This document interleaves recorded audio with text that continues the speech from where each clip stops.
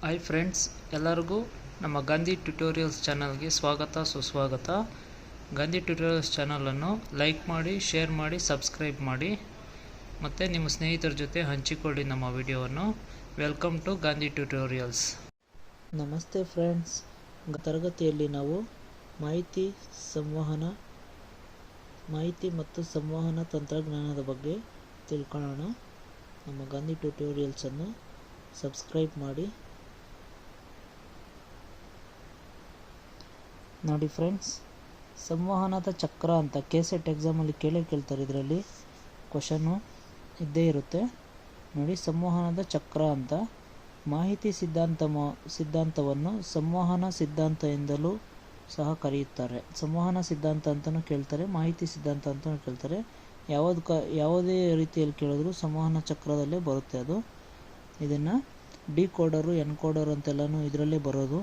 ಕ್ವಶನ್ಗಳು ನೀವು ಆಲ್ರೆಡಿ ಅಭ್ಯಾಸ ಮಾಡಿದರೆ ನಿಮ್ಗೆ ಗೊತ್ತಿರುತ್ತೆ ನೋಡಿ.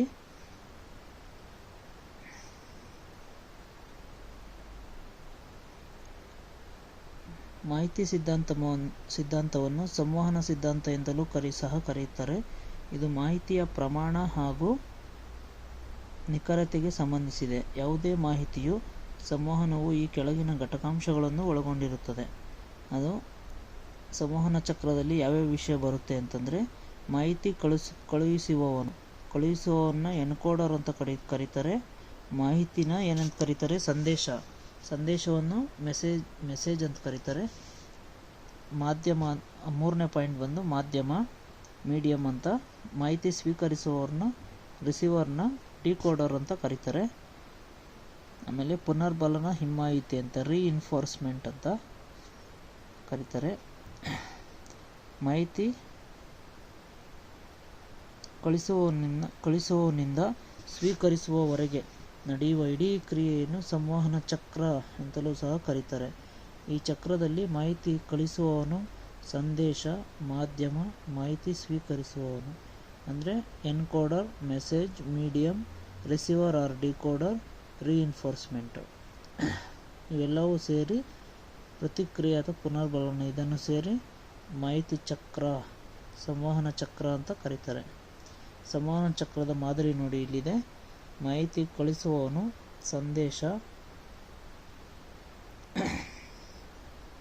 ಮೀಡಿಯಮ್ಮು, ಮಾಧ್ಯಮ ಅಂತ ಕರೀತಾರೆ. ಮಾಹಿತಿ ಸ್ವೀಕರಿಸುವವನು ಮತ್ತು ಹಿಮ್ಮಾಯಿತಿ, ಪುನರ್ಬಲನ. ಮಾಹಿತಿ ಕಳಿಸುವವನ್ನ ಸಂವಹನ ಕ್ರಿಯೆಯು ಮಾಹಿತಿ ಕಳಿಸುವವನಿಂದ ಪ್ರಾರಂಭವಾಗುವುದು. ಮಾಹಿತಿಯನ್ನು ಕಳಿಸುವವನು ದೃಕ್ ಮಾಧ್ಯಮಗಳನ್ನು ಅಥವಾ ಶ್ರವಣ ಮಾಧ್ಯಮಗಳನ್ನು ಬಳಸಿ ಮಾಹಿತಿಯನ್ನು ರವಾನಿಸುತ್ತಾನೆ. ಒಂದು ವಸ್ತು ವ್ಯಕ್ತಿಯ ಮೂಲಕ ರವಾನೆಯಾಗುತ್ತದೆ. ಸಂವಹನ ಕ್ರಿಯೆಯ ಮೂಲಕ ಅನಿಸಿಕೆಗಳನ್ನು, ವಿಚಾರಗಳನ್ನು, ಅನುಭವಗಳನ್ನು ಮುಂತಾದವನ್ನು ಕಳಿಸಿದಾಗ ಕಲಿಯುವವನು ಮಾಹಿತಿಯನ್ನು ಸ್ವೀಕರಿಸುವವನು. ಸಂದೇಶ ಕಳುಹಿಸುವ ಸಂದೇಶವು ವಿಷಯವು, ವಿಚಾರವು ವಿದ್ಯಾರ್ಥಿಗಳ ಬುದ್ಧಿಮಟ್ಟಕ್ಕನುಗುಣವಾಗಿರಬೇಕು. ಶಿಕ್ಷಕನು ಬಳಸುವಂತಹ ಪದಗಳು, ಭಾಷೆ, ವಾಕ್ಯ, ಸ್ಪಷ್ಟ ಉಚ್ಚಾರಣೆ, ಉತ್ತಮ ಸ್ವರಬಾರಗಳು, ಒತ್ತು ನಿಲುಗಡೆಗಳನ್ನು ಅನುಸರಿಸಿ ನಿಖರವಾದ ಮಾಹಿತಿಯನ್ನು ಆಯ್ಕೆ ಮಾಡಿ ಕಳುಹಿಸಬೇಕು. ಮಾಧ್ಯಮ: ಶಿಕ್ಷಕರು ಮಾಹಿತಿಯನ್ನು ಕಳುಹಿಸುವಾಗ ಪರಿಣಾಮಕಾರಿಯಾದ ಮಾಧ್ಯಮವನ್ನು ಆಯ್ಕೆ ಮಾಡಿಕೊಳ್ಳಬೇಕು. ಆ ಮಾಧ್ಯಮವು ದೃಶ್ಯ ಶ್ರವಣ ಅಥವಾ ದೃಕ್ ಶ್ರವಣ ಮಾಧ್ಯಮವಾಗಿರಬೇಕು. ಆಯ್ಕೆ ಮಾಡಿದ ಮಾಧ್ಯಮವು ಸನ್ನಿವೇಶಕ್ಕನುಗುಣವಾಗಿರಬೇಕು. ಸಾಮಾನ್ಯವಾಗಿ ತರಗತಿ ಸನ್ನಿವೇಶದಲ್ಲಿ ಮಾಹಿತಿಯನ್ನು ಕಳುಹಿಸುವವನು ದೃಕ್ ಮಾಧ್ಯಮ, ಶ್ರವಣ ಮಾಧ್ಯಮವನ್ನು ಬಳಸುವವನು. ವಿವರಣೆ ನೀಡುವುದರ ಮೂಲಕ, ಚಿತ್ರಪಟಗಳನ್ನು, ಮಾದರಿಗಳನ್ನು ಬಳಸುವ ಮೂಲಕ ಮಾಹಿತಿಯನ್ನು ವಿತರಣೆಯಾಗುತ್ತವೆ. ಮಾಹಿತಿ ಸ್ವೀಕರಿಸುವವರು ಕಳುಹಿಸಿದ ಮಾಹಿತಿಯನ್ನು ತನ್ನದೇ ಆದ ಪರಿಣಾಮಕಾರಿಯಾದ ಮಾಧ್ಯಮದ ವಿದ್ಯಾರ್ಥಿ ಸ್ವೀಕರಿಸುವನು. ತನ್ನದೇ ಆದ ಭಾಷೆಗೆ ತರ್ಜುಮೆ ಮಾಡಿಕೊಳ್ಳುವನು. ತನ್ನದೇ ಆದ ರೀತಿಯಲ್ಲಿ ಬದಲಾವಣೆ ಹೊಂದುವನು.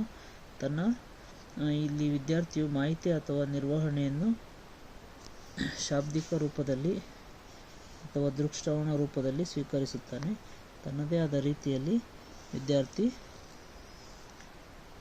ಮಾಹಿತಿಯನ್ನು ಅರ್ಥ ಮಾಡಿಕೊಳ್ಳುತ್ತಾನೆ. ಪುನರ್ಬಲನ ಅಥವಾ ಹಿಮ್ಮಾಯಿತಿ ಅಂತ ಇದು ಇಂಪಾರ್ಟೆಂಟ್ ಇದೆ ನೋಡಿ ಸ್ನೇಹಿತರೆ. ವಿದ್ಯಾರ್ಥಿಗಳು ಪರಿಣಾಮಕಾರಿಯಾಗಿ ಬೋಧನೆಯಿಂದ ಎಷ್ಟರ ಮಟ್ಟಿಗೆ ಕಲಿಯುತ್ತಿದ್ದಾರೆ ಎಂಬುದು ಪರೀಕ್ಷಿಸಲು ಕಲಿಕೆಯ ಪರಿಣಾಮ ತಿಳಿದುಕೊಳ್ಳಲು ಶಿಕ್ಷಕರು ಪರೀಕ್ಷೆಗಳನ್ನು ನಡೆಸುವರು, ವಿದ್ಯಾರ್ಥಿಗಳಿಗೆ ಕೇಳುವರು.